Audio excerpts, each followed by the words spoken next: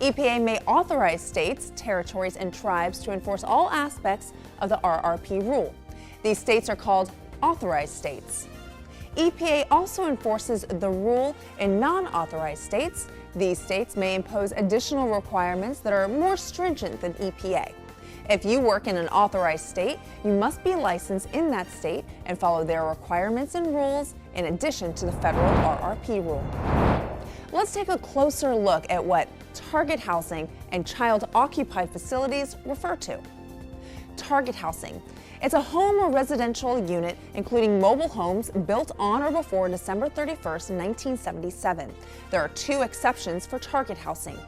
The first exception is when the housing is designated for the elderly or persons with disabilities unless a child who is less than 6 years old resides or is expected to reside in such housing. The second exception is buildings that are zero-bedroom dwellings. A zero-bedroom dwelling is a residential dwelling in which the living area is not separated from the sleeping area. For example, efficiencies, studios apartments, dormitory housing, military barracks, hotels, and rental of individual rooms in residential dwellings. RRP rule has several important specifications.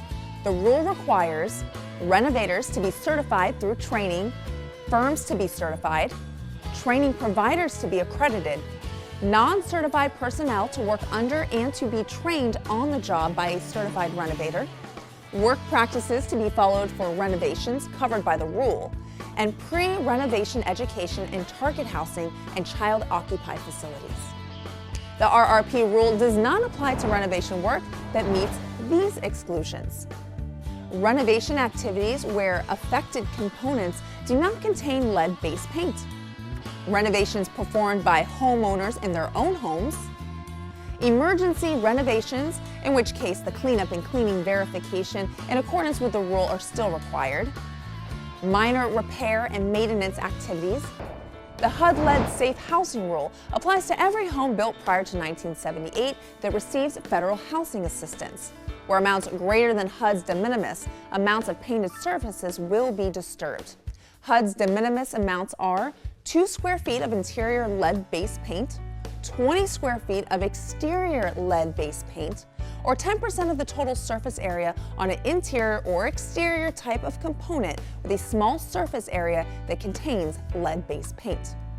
Here are a few examples.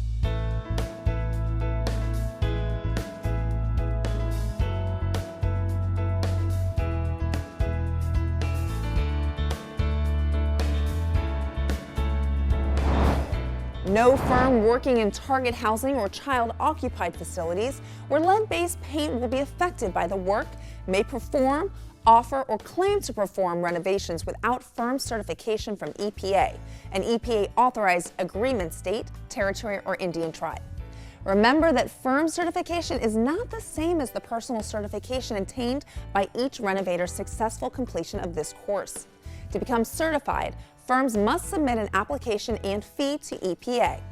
The certified firm must ensure that everyone on the renovation, repair, or painting job is trained to perform lead-safe work practices during the job. Let's go over how you become a certified renovator. To become a certified renovator, an individual must complete an EPA-approved 8-hour training course, or, for those of you with previous training, an EPA-approved 4-hour training course, taught by an EPA-accredited training provider. After successful completion of the appropriate course, your completion certificate serves to certify renovators. You're not required to submit an application to the EPA. In order to maintain certification, certified renovators must take an EPA-approved 4-hour refresher course taught by an EPA-accredited training provider before their certification expires. You must have a copy of the initial and/or refresher course completion certificate available on site during work. When working in homes no more than 60 days before beginning a renovation, certified renovation firms must distribute the Renovate Right pamphlet to the owners and the residents of pre-1978 housing to be renovated. At least 7 days before a renovation begins, firms must either obtain the owner's written acknowledgement or proof that the pamphlet was sent by certified mail with a return receipt requested. For tenants, certified firms must either obtain a written acknowledgement of receipts or document that the firm delivered the pamphlet and was unable to obtain a written acknowledgement.